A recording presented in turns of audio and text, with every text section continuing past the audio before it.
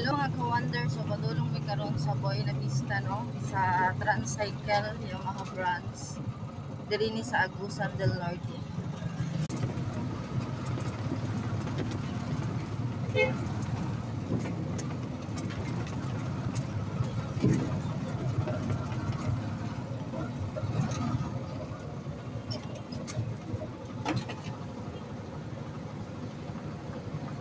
Kaning adalan going to Butuan na ni siya.